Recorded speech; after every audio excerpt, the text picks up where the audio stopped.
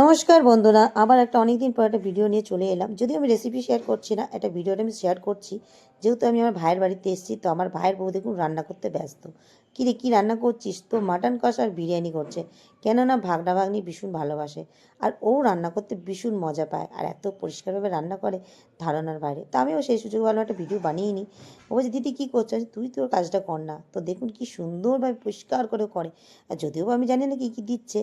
তো প্রথমে দেখলাম, একটু বলতেও পারি, হাঁড়ির মধ্যে ঘি মাখিয়ে দিল, বেরেস্তা দিল, দিয়ে চালটা দিয়ে আর কিছু মশলা। আর যেহেতু এটা আলু বিরিয়ানি করছে, এত সুন্দর লাগছে। আমি বলছি, তোর মতো তো আমি রান্না করতে পারি না।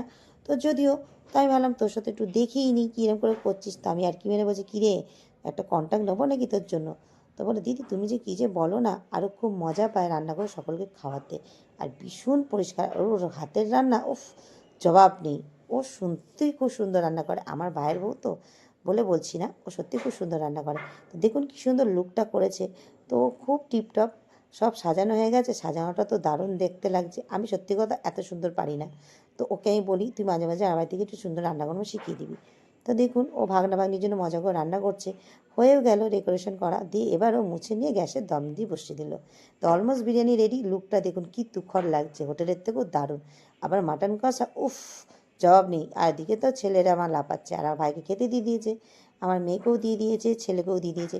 তো ভাগনা তো খেতে ওর ব্যস্ত, মানে আমার ছেলে। তাই হলো, কী রে মামি কিরম রান্না করেছে বল। বললো, দারুণ, তোমার থেকেও ভালো।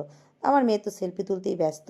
তো এই ভিডিওটা যদি ভালো লেগে থাকে, একটু লাইক কমেন্ট সাবস্ক্রাইব করে দেবেন, একটু পাশে থাকবেন। আর আমার ভাই বোনকে দেখুন সবসময় পরিষ্কার করতে ব্যস্ত।